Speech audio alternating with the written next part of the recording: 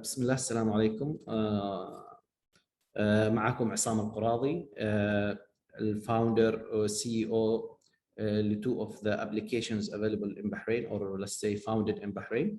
One of them is Igloos, which is a PropTech platform, and the other one is TullabApp. I graduated from University of Bahrain. وكنت زميل لكم سابقا. اليوم أنا زميل لكم في حاضنة جامعة البحرين ويا طلاب آب. Okay guys, so our topic today, we are going to talk inshallah about managing digital products, and I will take you through a journey. I hope inshallah this journey will be very light, very useful, and very informative. I divide this journey into three different sections. We will discuss these sections in step by step while we are going through the slides. I'll try my best to make this as an interactive session. And inshallah, if you have any question, if you need to discuss anything, just ask me and we will go through the questions one by one. Okay, so guys, can you see this game or this toy? Actually, this toy, who decide if we gonna let's imagine that we have or we produce this toy. Who will decide if we're gonna ship this toy with the batteries or without the batteries? Can I get your answers, please, on the chat? Think about it for 30 seconds. Give me your answers. Who will decide if we will ship this toy? We are the producer of this toy. So who will decide if we're going to ship this toy with or without the batteries? Can I get any answer? Okay, asking customer. Okay, but we are not talking about customers here. Who will decide within your company? Within your company. Now, in your company, you will produce this toy and you are responsible, or let's say this is your business, and then you want to ship this toy to the market to sell it. Now, do you send it with batteries or without batteries? Who will decide within your company? Or what is the role of the person who will decide this? Is it the CEO? Is it the owner of the business? Okay, actually, who will decide on this is the product manager. Now, product manager is, yes, head of production. You can say to some extent, Aisha, thank you, head of production. Actually, the product manager, who's the person responsible of this product. And now, according to his responsibilities and rules, he will decide according to his studies. And we will see now what role does product manager do and how it interacts with other roles in the company, and how it benefits actually to build the fit market products. Okay, now let's start with brainstorm, or let's say not a brainstorm, it's more about a question to understand more where we are heading in this presentation. Now, I believe all of us, either we have only two cases. Either we want to start our own company and be the bosses of ourselves, or we need to manage a product. So these two, let's say, main reasons that why we are here today all. And the actual aim is to have or to build a traffic product or service. and to produce that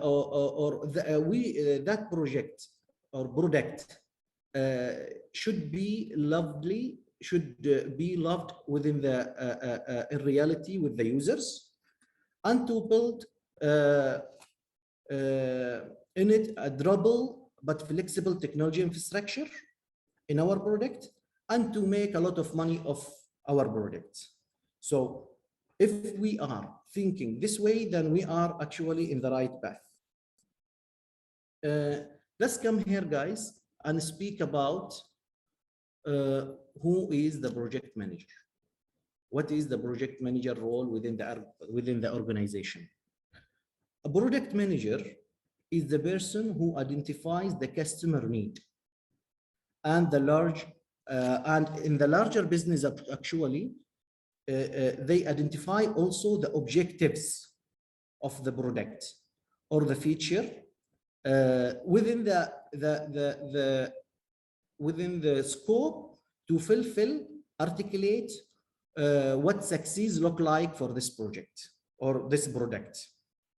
And any product will have always something called balance view. A balance view that in this product, we have actually too many factors to think about. Is it technical? Is it a user experience? Is it commercial? Is it operational? So we're talking about technical, like what infrastructure do we gonna use for this project or product? And please forgive me if I mix between project and product, but we are talking about product. What user experience will be there for our product to success, and how can we make money actually, or what is the commercial of this product, the cost of this product, and at the end of the day, what is the operational engagement involved in this product. So we in general, we are talking about almost everything related to the company operation, and in the heart of that is the product manager. So product manager, guys, our product management is the process of looking after a specific product within a business. Now, according to the size of your business, it's either you are just a startup with a less than 20 or 10 employees, then you have a different scope and a different mission of a project manager, and a different actually even techniques to use while you are managing your product. And the same way, if you are actually a big organization, then you are talking about multiple products. So we are talking about multiple product manager also. And please keep in mind that when we are talking about success of a product, we are not talking about a market fit only. We are talking about a market fit. We are talking also about profitability out of this product. Now, if we impact the product management, actually product management has three main areas that product manager should focus on, which is desirability, feasibility, and viability. Now, when we are talking about the desirability, we are talking about, does customer want this application or this product really? So this is the task of a product manager to identify, does this, is there a need of my product in the market? And how to do that? Actually, there is too many techniques to do that. We will go through it, inshallah, step by step within the presentation. And actually, also, I'm trying here today to enlighten you about the product management process, because product management process is a very huge and very big process. It can't be covered within 1 hour. It is courses that needs to be studied. And I believe, and I am supporting you now to understand the concept. And then when you go into a specific course of this subject or this task, then you will understand it very better and very well.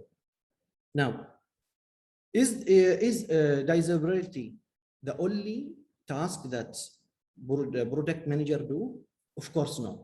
The idea that you need as a project manager is to have yourself in this intersection between the three circular: feasibility, viability, and disability.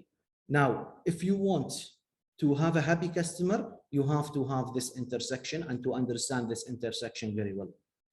So when we are talking about feasibility, we are talking also about, can we build it?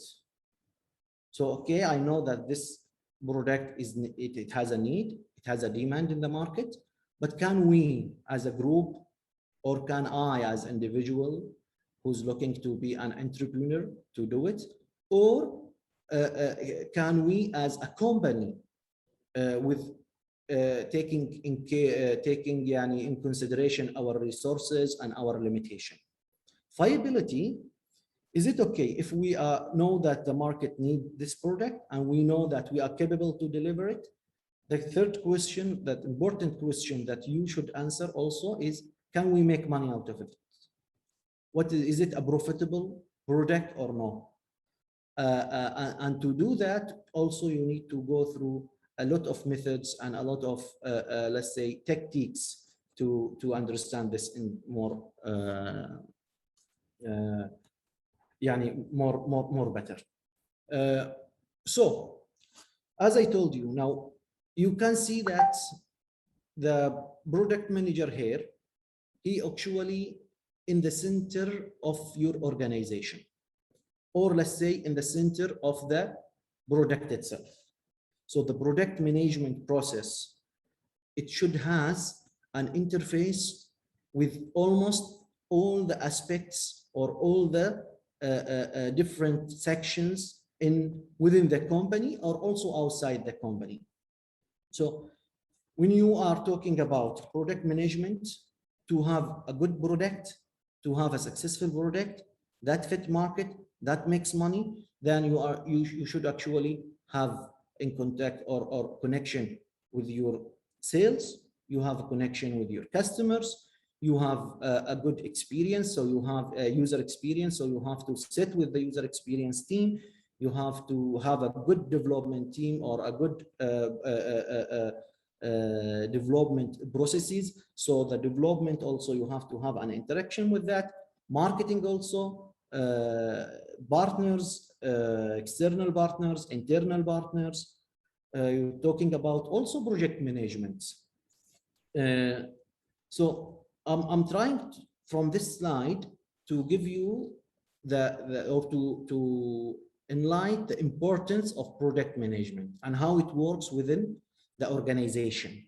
And as you can understand, now you are just startups, let's say, most of you startups or thinking to start your own business and your own startup.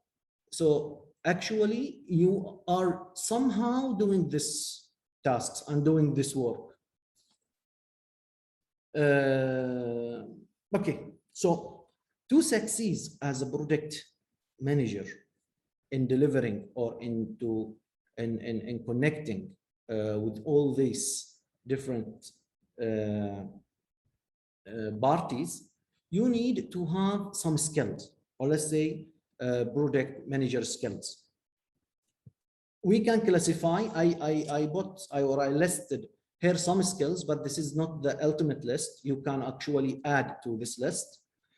So we are talking about hard skills and soft skills.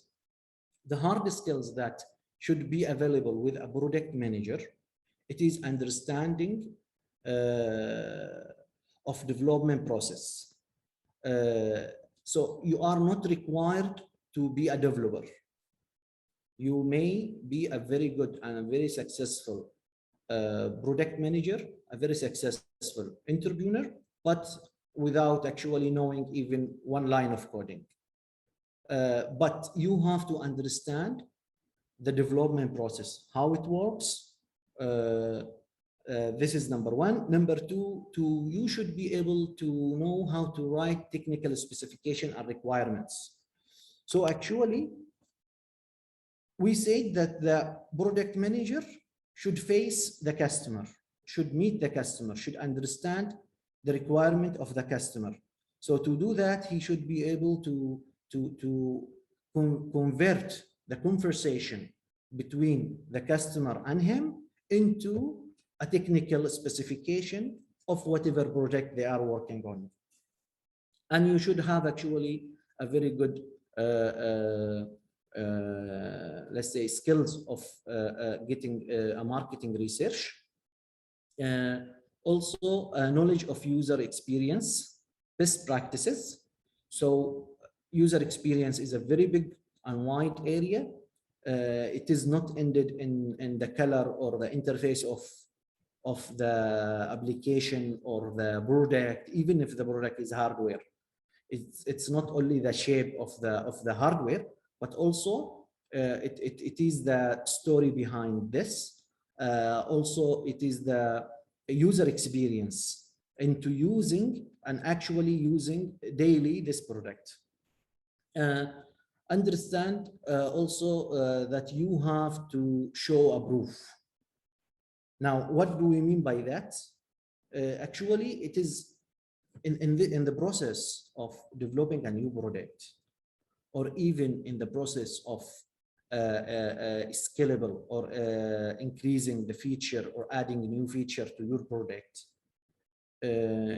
you have to understand as a product manager, you need always to prove that whatever plan or roadmap you put for your product, it is profitable, it is successful, or it's gonna be successful. And to do that, actually, you have to show the proof. Now, if we come into a soft skills of a product manager, we are talking about ability to focus. This is actually a very critical and really important point, guys, because ability to focus is the main, let's say, the main task or the main hardest task for all product managers. You don't want to get lost. If you as a team leader, if you are the heart of all your organization and you cannot focus, then it's easily you will be misleaded. The product from yani being within a different, let's say, vision, and then when you build the end product, or let's say the final product, will be totally different thing. So you don't need to lose focus. Actually, you are a leader of people and you have the skills of being let's say a motivator also. You have the skills of seeing the opportunities. As a product manager, you discover actually what opportunity is there in the market. You will not just wait till someone come to you and request you to do your job. So the job of a product manager is actually it starts from himself. And as much as you are motivated, as much as you are creative, then actually you will always try to find where is the opportunities lie. A problem solver, because it's all about problems and customer problem, marketing problem, sales problem, development problem. You are in the middle, even legal problem. You have to have a very great experience with critical thinking and skills, leadership and ability to take initiative. Now we are talking about the flexibility. So you are a very flexible person, and you have to have a very strong time management and also actually budget control skills. We are also talking about a communication skills in total. Okay, so guys, now actually this is a very interesting. We are talking actually about the product manager, and I show you that if we can go back a little bit, you can see here when we are talking about the product management, we said that the product manager actually he's in the center and the heart of the organization or of the project. So guys, most of us today in this session, we are actually founders. So at the beginning, and I'm saying at the beginning of the organization, we are all product managers. We used to have that hat. Now, if we come into the specific tasks of a project or a product manager, and then we try to compare these tasks to entrepreneur tasks, we'll see that all these tasks, either cross-company collaboration, focus on users, efforts and priority assessments, and also market evaluation, these tasks are actually a task of entrepreneurs, a task of founders.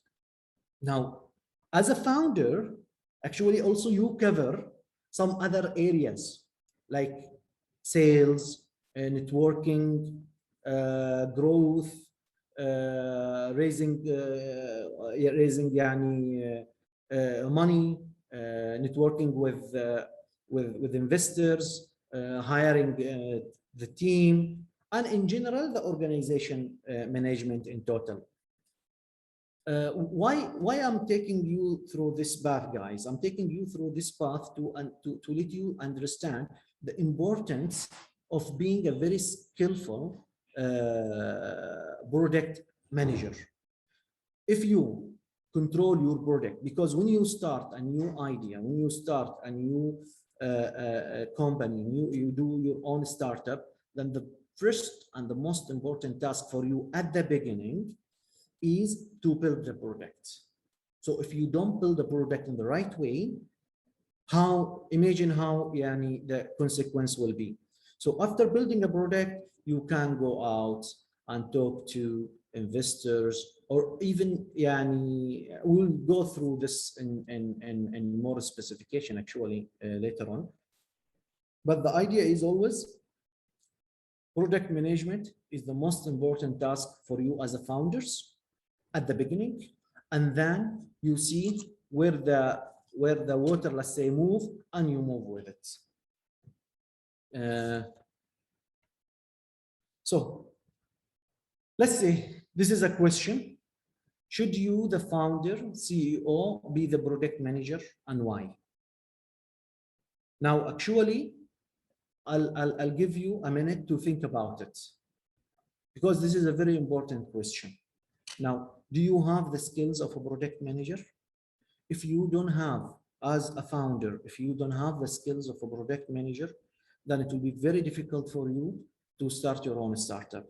So you have to build yourself in this area, number one. Number two, you have, if you are not interested, you cannot, for any reason, then you have to find the product manager who can be your co-founder. If you are actually working in a small company, this is in a small company. If you are working in a big company, then you will see that it is really a huge demand. Even if you go just to LinkedIn, write product manager and the search, write product manager and just put company name, but Amazon, but Google, but Facebook, and you will see how many product manager is there in this companies, and how much is this role is important. And why, I will keep why for you, and we can actually go to why in a bit. Okay, now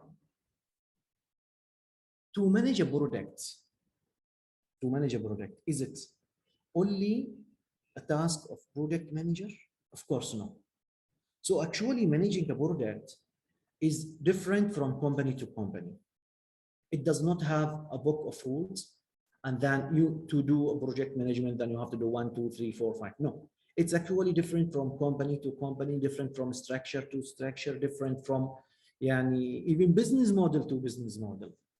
But in general, there is 3 main, let's say, role in organizations to manage a product.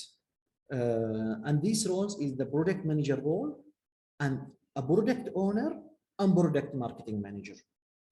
So as I told you, it depends on the company size. For example, now in a small size company, so actually you are the founder, you are wearing all the hats.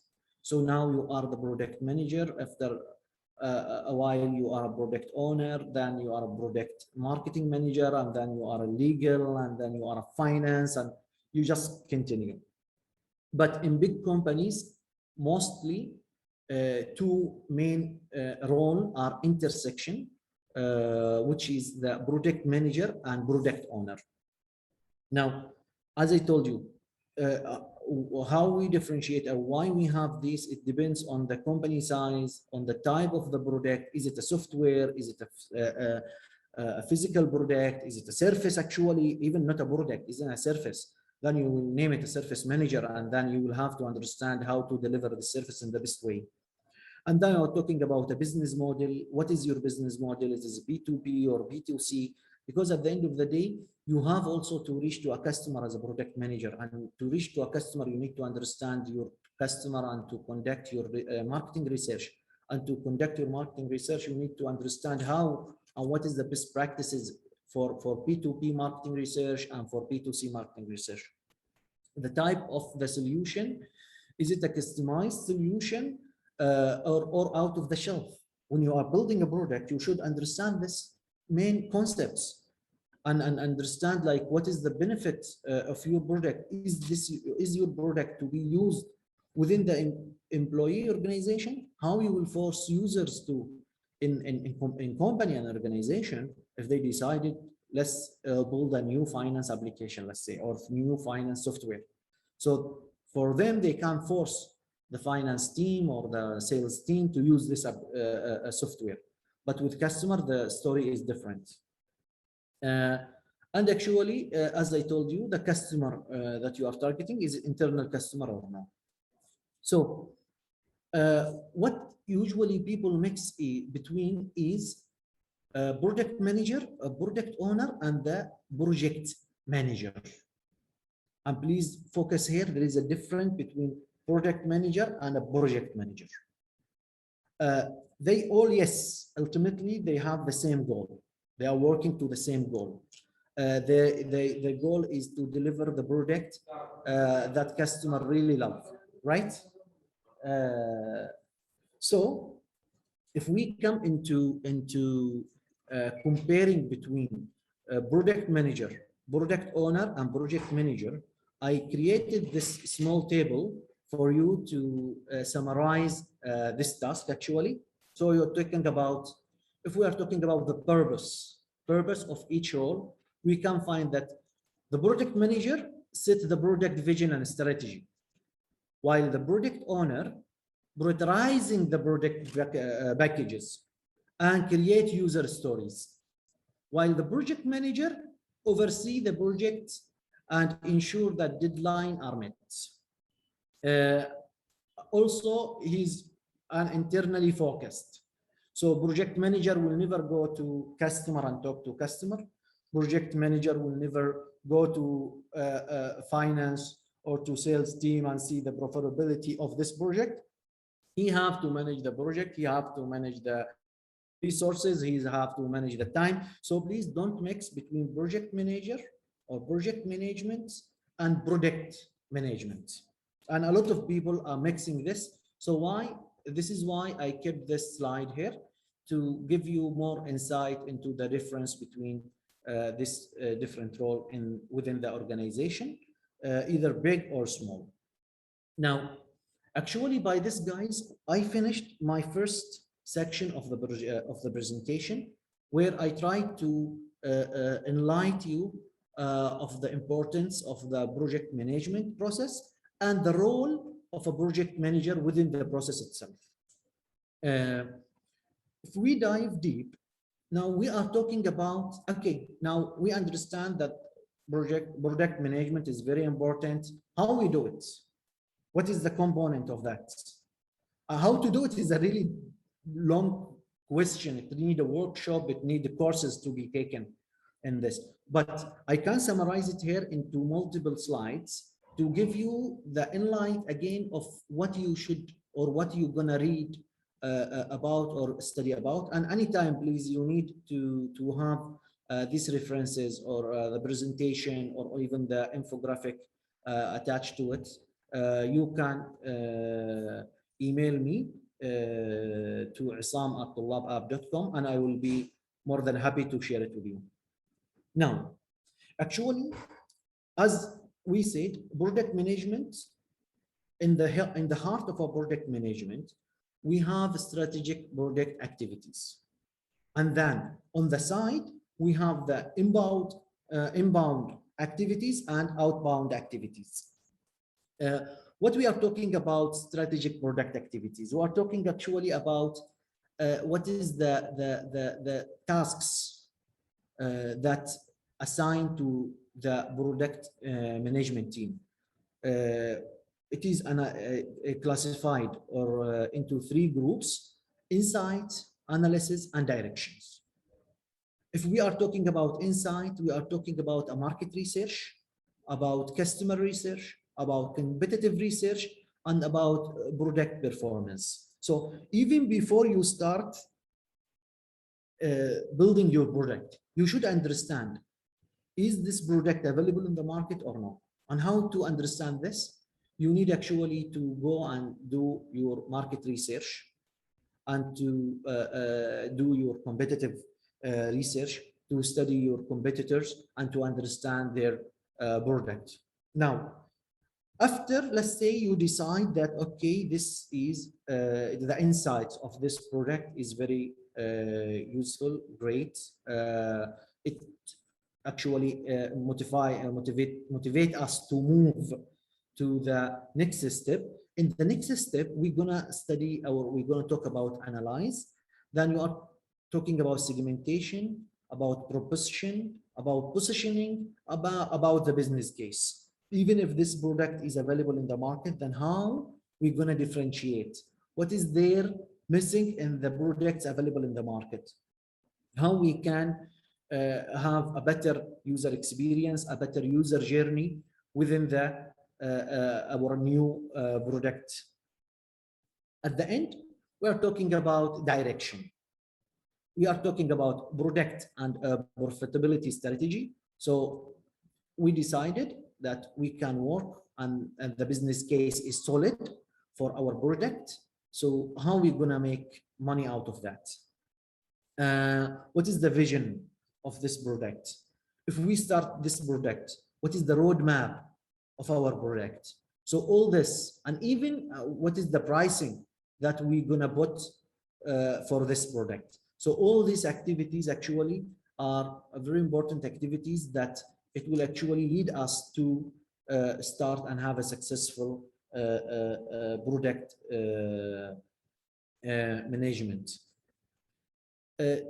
As a product manager, again, one of the main tasks or activities that you have to do is the inbound activities. Inbound activities, you have to actually divide into, let's say, subcategories: discovery and design, collecting of requirements, project and partner management, and operational readiness and traits.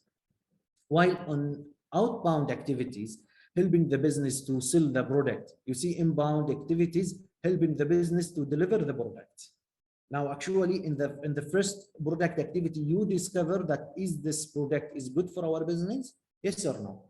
If you decide yes, and you go for all these activities, then you will move to the next stage, where you are talking about helping the business to deliver the product, and actually later on, you will help the business to sell the product.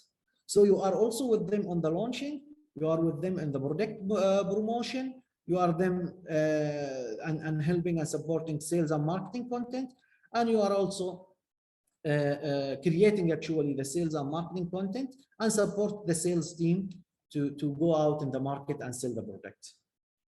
So as I told you, there is an interface, and this interface of product management is with all, let's say, stakeholder within your organization. I focus here into two main teams, which I believe are the most important teams. And these teams are the development team and the sales team. what is the interface, or let's say, what is the relation between the product management and the development team? Product management actually provide directions, give insight into what the market wants.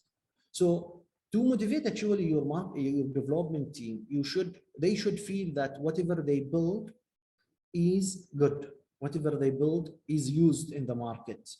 So you have to provide them this direction, and then you have actually to validate and to make sure that whatever they are creating is really what they should create. Number three, monitor, focus, track of the development. So it is not about only developing the application, it is about developing the right application, it is developing the right application in the right time. Now, the same thing, the interface that usually people focus on is between the sales team and the product management team. You for them as a product management, you are a saver who delivers shiny new products that let them have a new discussion with their customers. Usually, guys, for the sales team, they will call a customer, they will meet a customer, and then they will start a discussion with him. Now, even they sell or they don't sell. Now, for them, they need always to reopen and rediscuss their product and their or services with the customer. And you are the saver as the product manager, you are the saver who provide for them the topic and the discussion to reopen connection with the sales, with the customers. Also, they will also provide information and support to help sales team to sell. So actually also for you as a product manager, when you are doing your job in the right way, then you are actually studying the market, you know your competitors, you know the other products available in the market, the weaknesses, the let's say also the advantages, the disadvantages of these different products, and then you provide all this information to the sales team. And sales team will love you for this, but again, sales team will hate you for something else. Actually, what will happen, and this is actually also, I personally face this situation. Sales team will come back to you with a requirement of a client. In my personal experience, the sales team reached to me with a requirement of one of our customers. At the beginning, his requirement actually was out the scope and out of our planned roadmap of our Igloos product. Now, and we decided not to go with this requirement because it will take from us time, it will take from us different priorities, and it will maybe move our product to something else. But what happened? We revised the requirement. We met our customer 2 times actually for this requirement, and we understand from him exactly what his pain is. Guys, believe me, we discover a new total business opportunity there lying in the market. And we started, alhamdulillah, a small team to work on that product. So actually, the sales team will help you as you are helping them. And this process of a product management is the right process to have a successful startup at the end of the day.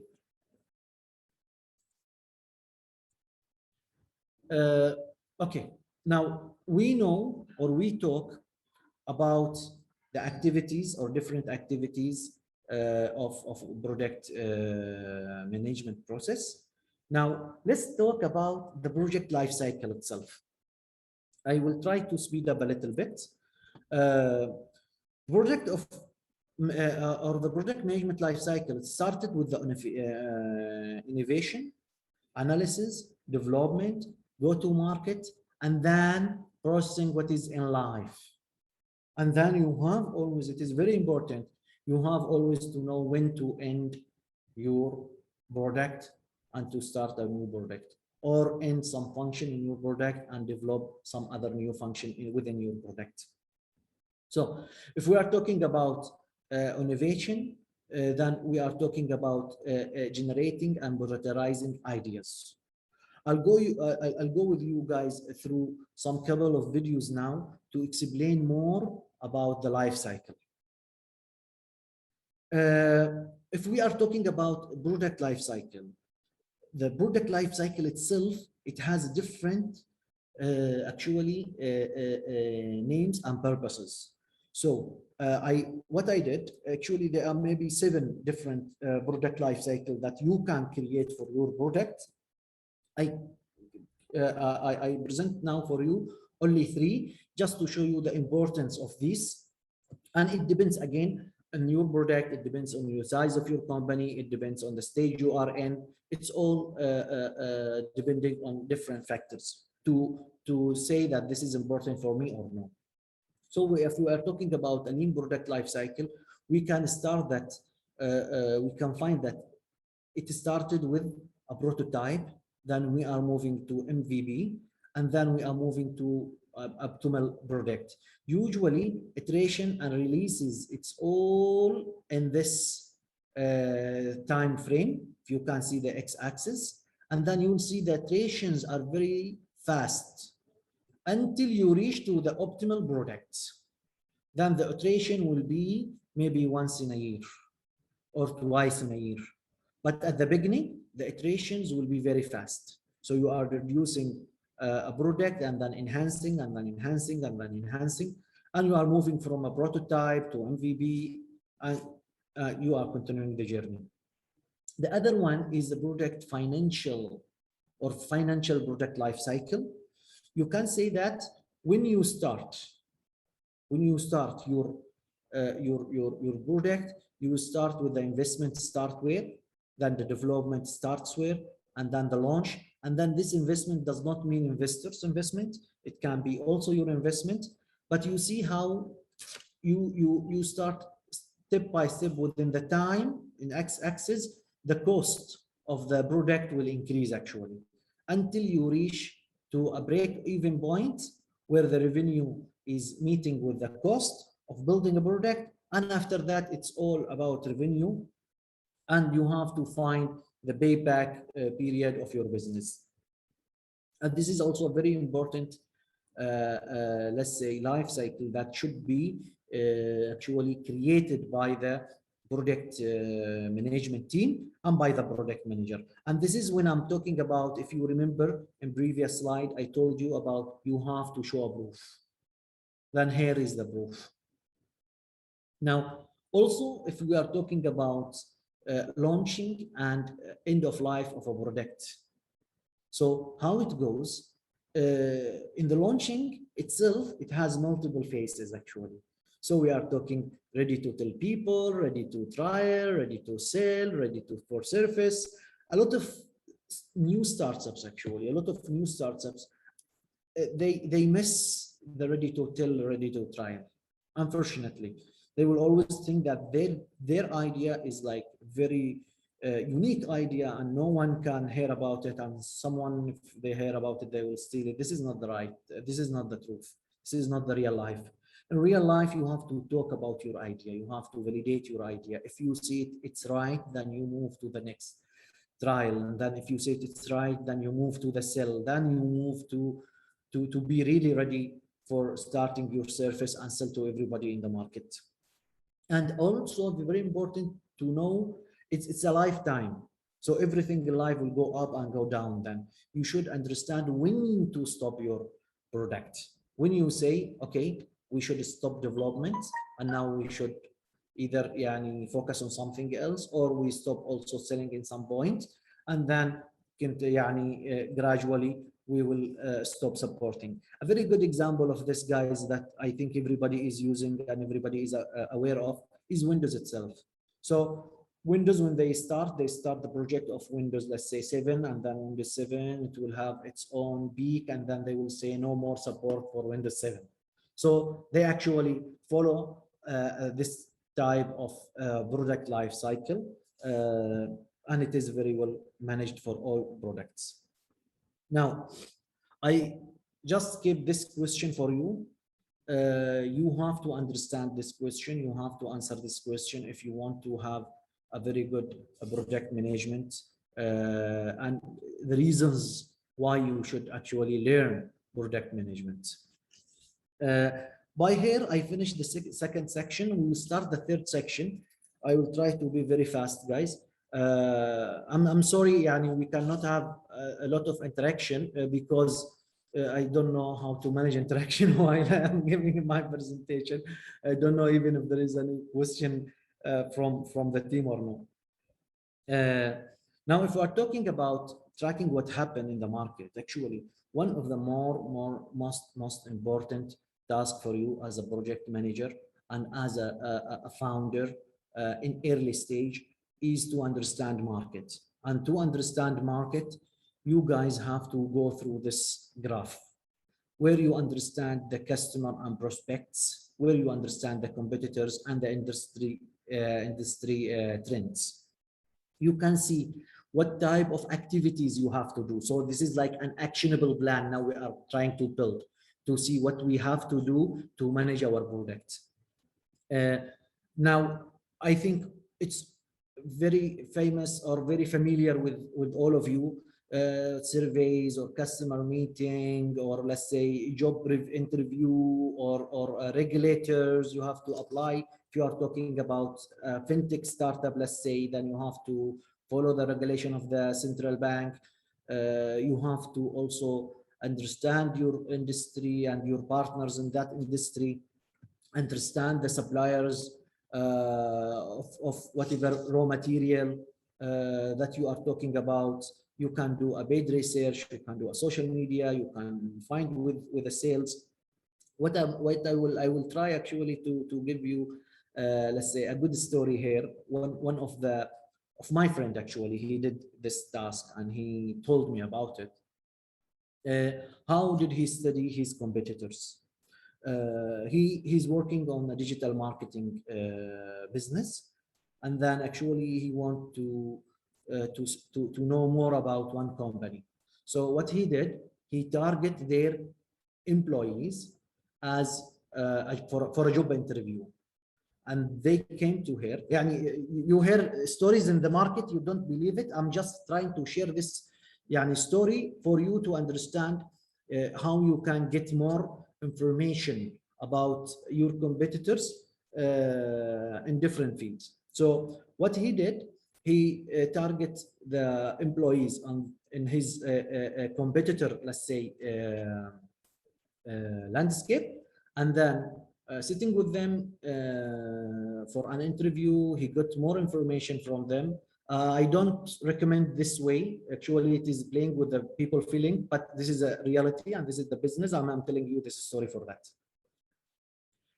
Okay, so to go more into practice, I would like to share with you a video now.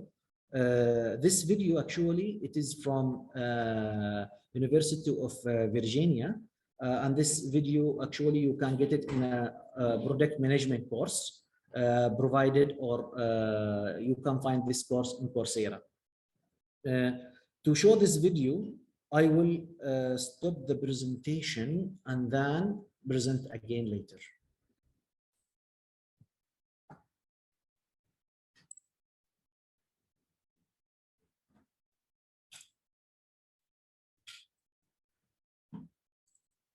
When we talk about, so I hope now we can see the video. Okay.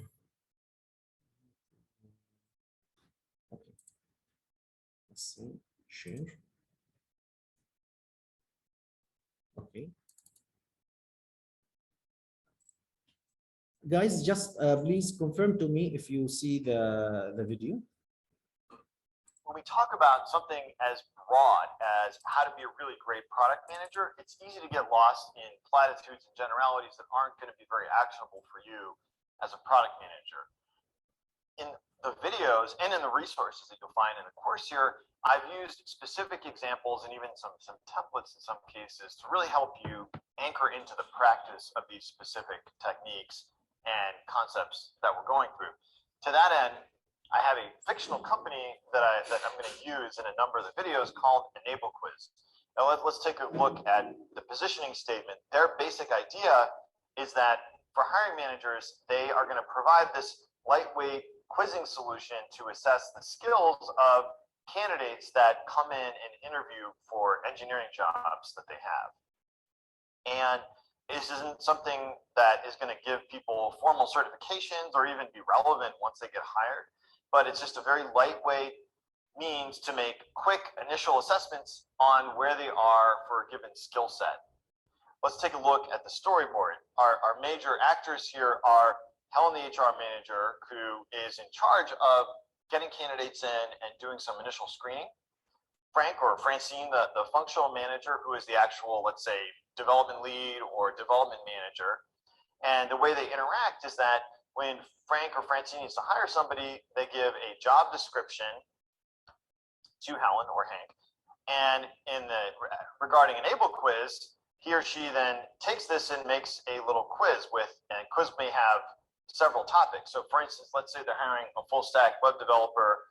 They might want a quiz for, let's say they use Ruby, JavaScript, and maybe even some stuff within XTJS, a JavaScript framework. And this may be what's on the quiz. And they give this to Ross, the recruit, who is coming in to interview. And the outcome that they want to see for their customer is that they're getting better hiring outcomes. That's probably the most important thing we hypothesize at this company. And before that, that they're able to do this efficiently and spend less time in the recruiting process. If we look at the specific problem area that they're approaching, what problem are they trying to solve? What job are they doing for the customer? It's that these firms typically are needing to hire a lot of technical talent, and they don't have a systematic way to assess the skill levels of the candidates across these different applications or different technologies that they may need to use in their job. And that may be important for people that are coming in that are not yet employees that are interviewing, and they may find that there's a different modality that it's useful also inside the company if they're going to set up some skills development programs. Maybe they want to kind of baseline where different people are so they can just put more relevant programs in front of them that are more relevant to where they want to go with their career. And the alternatives that these customers use, we think, are just checking references and maybe having to ask a few kind of annoying probing technical questions during the interviews. And we hypothesize that they'd like to do less of that and just talk to the candidates. And then if they had a sort of systematic way to assess the candidates, that they would like that. They would like to get this basic, at least, skills assessment out of the way.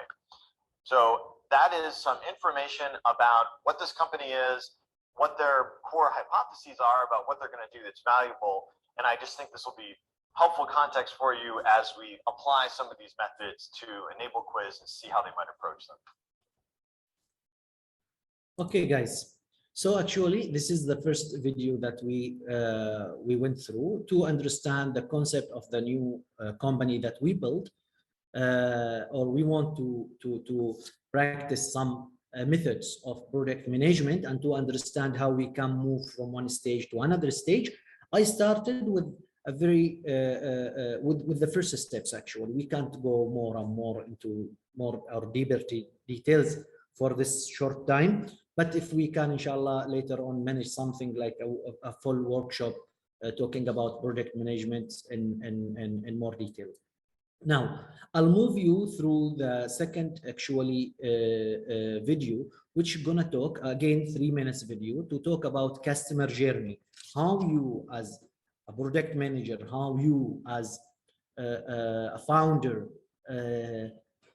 draft this customer journey, understand this customer journey, how you apply it to your particular case. As I told you, again, we are going through the second video with the same company, Enable Quiz, and we will understand how Dr. Alex actually apply these techniques of customer journey into the reality or action.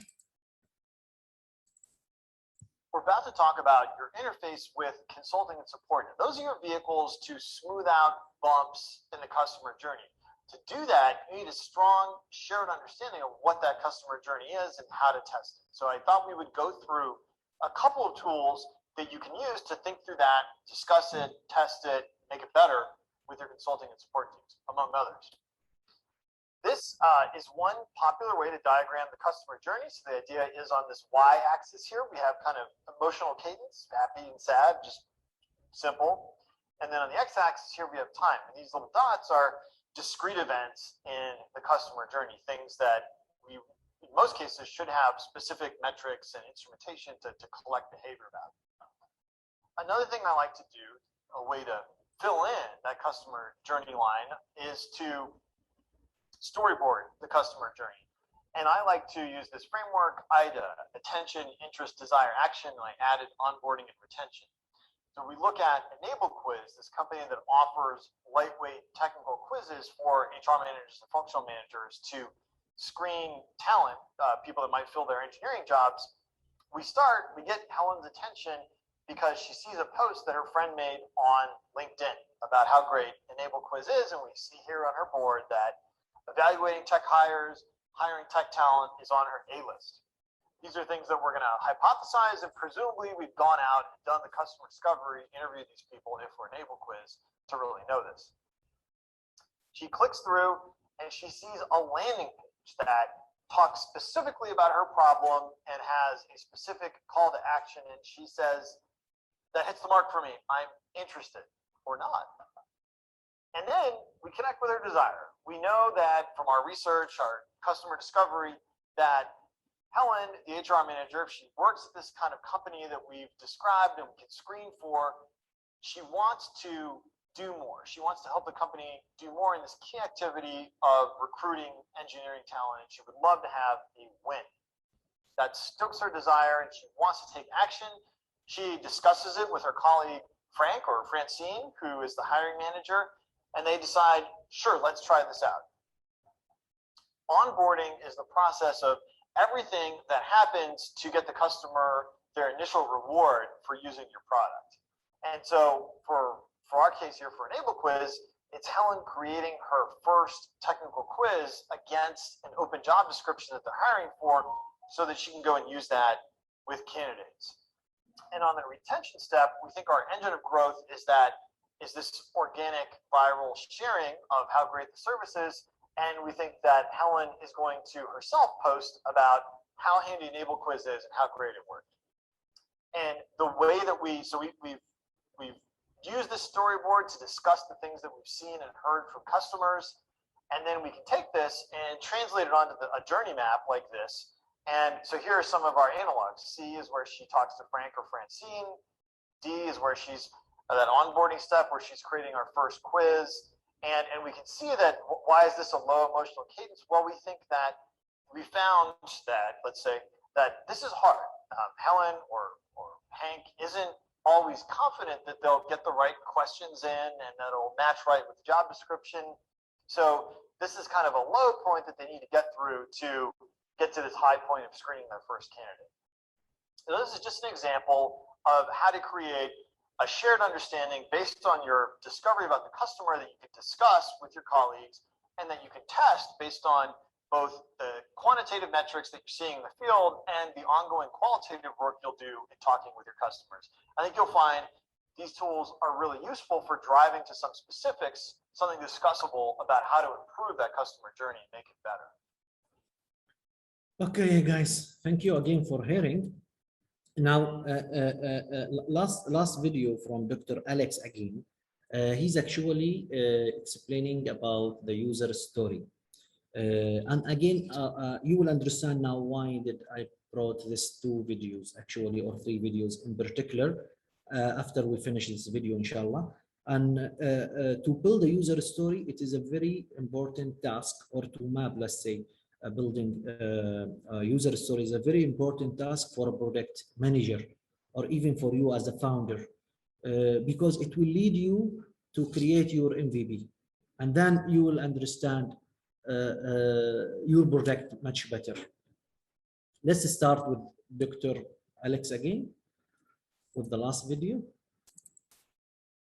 As a skilled product manager, you know how to move between identifying the right problem and creating the right solution. Here we're going to talk about ways that we create really great solutions. The centerpiece of a lot of this activity is the Agile user story.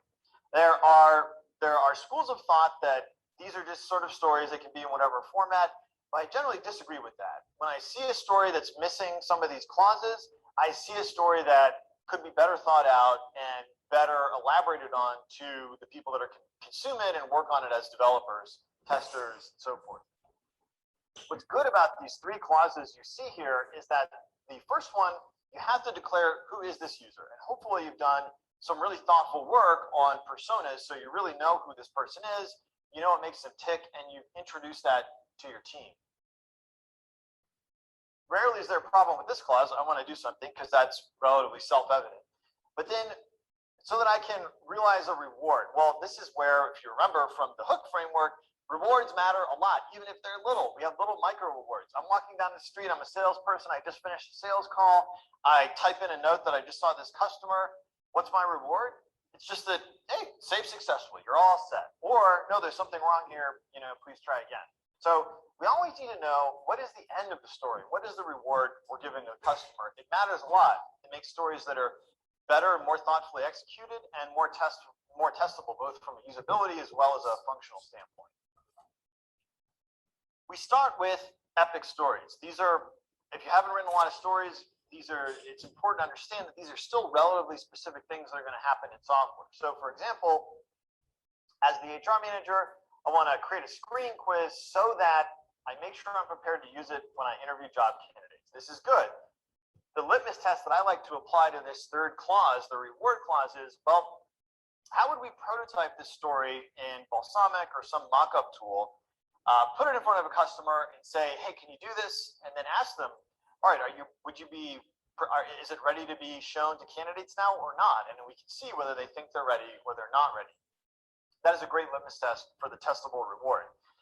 The other thing I like to do is when I create epics, rather than just writing more detailed stories, child stories underneath them, which is how we detail stories out, I like to take the epic if it's important and storyboard it. Kind of helps you step back from the epic and think about all the different things that might happen between the beginning and the end of that epic. Let's storyboard this one. Our first step is Helen gets a note, a trigger, if you will, from Frank, the functional manager, that says, hey, we have a new job description we need to fill. How do we quiz candidates, or how do we get candidates? Helen creates the quiz, and then maybe we're going to hypothesize that she wants to double check it with Frank. Frank gets this note, and a big product design question is how this happens that we need to master. Frank gets a note that says, hey, this is the quiz I want to use for the new position. What do you think? Is it okay or not okay? And if it's not okay, what do you want to change about it? Then Helen, maybe designing for error, designing for the things that can happen is important. So maybe Helen wants to use more than 3 quiz topics, and so she has to upgrade her tier of service on the platform. Well, how does that happen? Does the whole thing break, or is everything, can we get Helen to do that and then put her back on the happy path? And then maybe she finds out, oh my gosh, Frank wants to add some of his own questions that he thinks are important for our particular position. How does that happen? And then finally, okay, this looks good. I think I'm ready to use the quiz. How do we help Helen ascertain that? And with the storyboard, we're not trying to sketch, it's not a prototype of the interface. We're just trying to think about how the user or users are going to relate to this story, what's going to happen. And then I think that's a good backdrop to use in a story writing workshop, or to sit down and write child stories to detail this thing out. You can see a few of them here. There's the user story reference in the resources section. You can go and look at all of these, but an example of a child story is, as a manager, I want to browse my existing quizzes so that I can recall if I have something in place and figure out if I can just reuse or update an existing quiz for the position I need now. And then the rest of these just take you from the beginning of that epic to the end. Not necessarily in a straight line, as you saw with the service tier upgrade, there could be little detours from it. This is kind of how stories relate to the stuff we've talked about so far. We have personas, we have problem scenarios, we design propositions and see if they're really motivated, and if they are, then the stories help us figure out how we're going to create something and deliver well on this dimension of usability. A wonderful tool for doing this and making all this material visible and discussable with your team is the story map. This is the point where I will highlight the #1 most important thing about user stories. They are not a specification. They are a backdrop for discussion with your development team. If you're writing all the stories, you're going to get a much weaker performance from your team because they're just not going to be as involved, and they're not going to understand these stories nearly as well as you think they do. And there's nothing wrong with them. It's something wrong with you. You haven't been a good explainer. If you co-create these, believe me, you'll get such a better result from your team in terms of the depth of their understanding and their interest in these, frankly. The story map has on its top stripe here, stripe #1, a kind of excerpt of your storyboarding squares that tell the larger arc, the general story of everything you want to have happen with the product or feature you're working on right now. And then you have these prioritized stripes. These are the highest priority stories. And this really brings to the foreground another key skill for product managers or really product owners, which is that you want to make sure you prioritize and then you implement in long horizontal slices. So if the arc of your product is, let's say, search, select, and purchase. A really typical failure mode is to implement all the search stuff and then be at the end of your deadline, and now you just have a product or a prototype or a proto product that you can't release to anybody because there's no meaningful experience for just searching. Instead, what you want to do is implement in thin slices. So this is our priority 1, and we have a complete experience. So even if we think we're going to get down to like priority 3 in our iteration, if we only get priority 1, at least we can roll out the highest priority version of search, select, and purchase that we can. And that way we have working software that users can interact with and show us things. So this will help you do that. It'll also help you get those stories on the board and have what we call an Agile information radiator to the rest of your team, so that the stories aren't just specifying what to do, but they're helping people ask the right questions and have the right discussions to drive to valuable, usable product for the user. Okay, guys. Stop sharing here. Let me go back to share our presentation. Sorry for that. Okay, so here's our presentation. It's here. So as you can see here, guys, now we finish with this 3 videos to start thinking better or to understanding better how to understand the customer journey and how to story map, which is actually the first steps of building your either a prototype or the MVP. Guys, you have to understand, before even investing money, before losing into building a product, you have to understand how to have MVP and a good MVP. Why? I want you to have a little or a look to these 2 graphs. These graphs are actually published by Research Briefs, CP Insight, on August 21. In these 2 graphs, they actually analyze the data of 110 plus startup.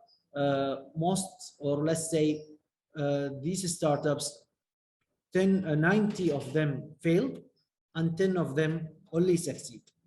And then when they try to understand the reasons of failures of these startups, they found that 42% has a product related issue, and all other problems, marketing, finance, legal, whatever you can name it, it is only 58. So I think now you have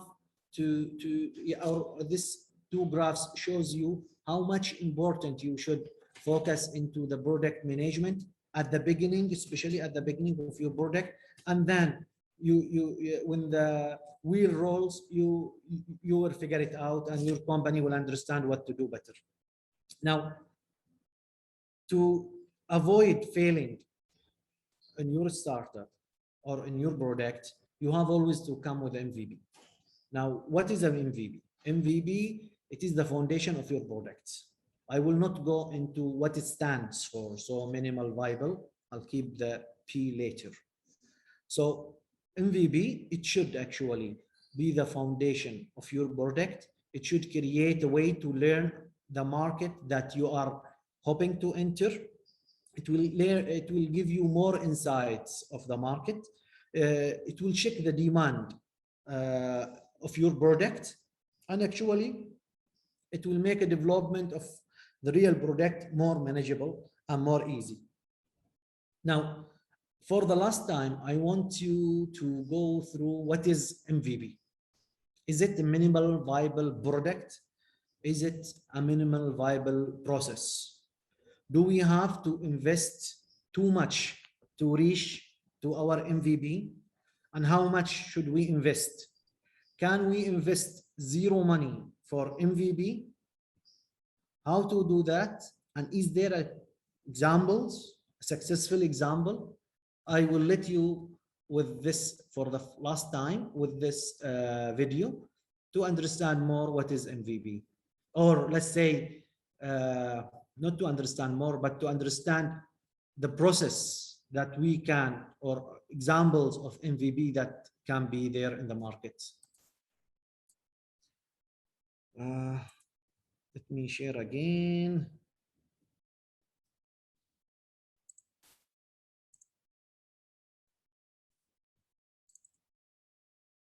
Okay. What are the greatest minimum? Please, if anyone can confirm to me that you are capable to see the screen.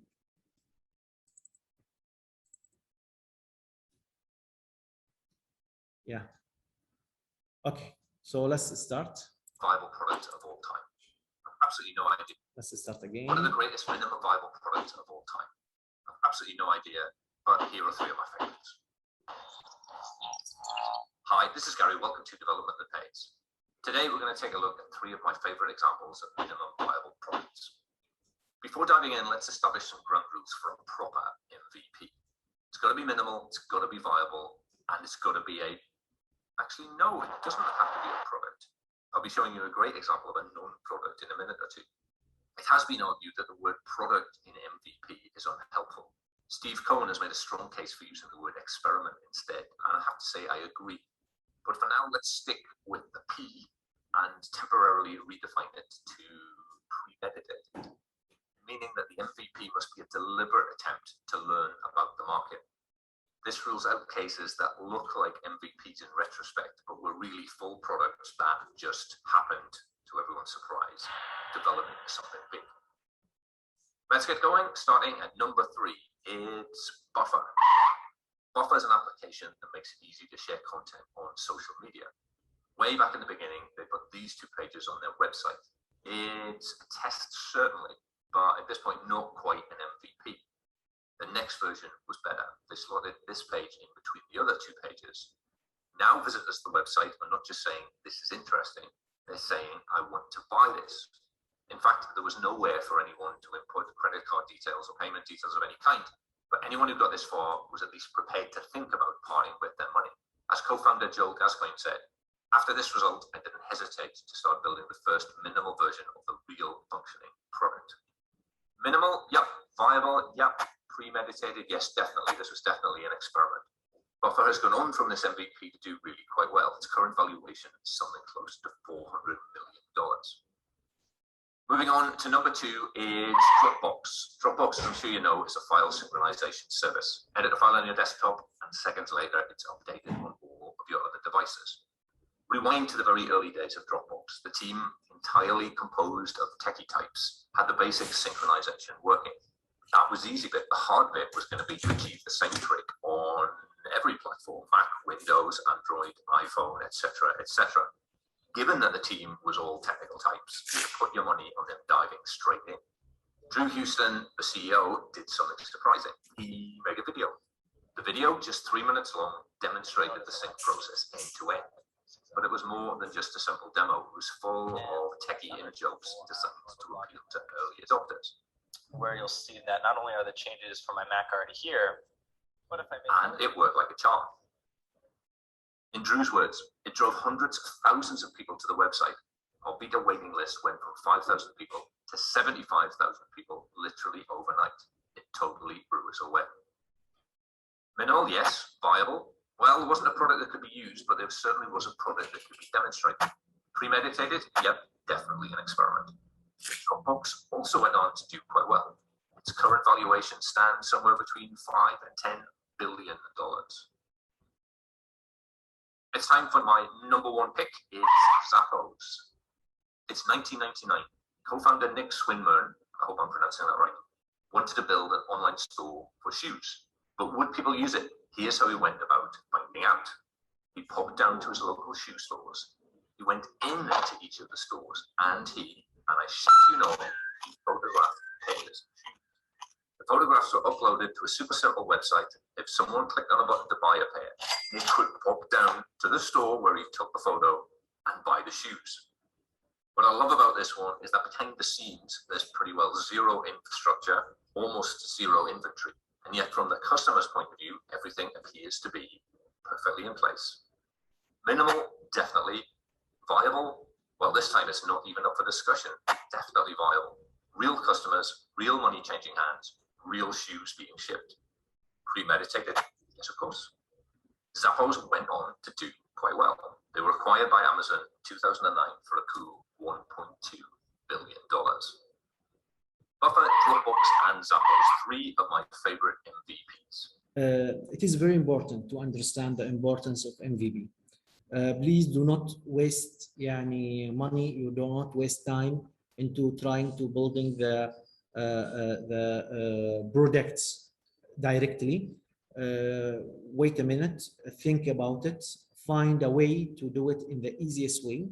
As you see, Dropbox, they meet, if you read their story online, you will find they met thousands of investors and they were rejected. But when they made this video and they moved to a waiting list of 75,000 person or customer, then they got the investment very easily. Now, your MVP, you should focus into 2 questions. What is the riskiest assumption within your product? What is the smallest experience or experiment I can do to test these assumptions?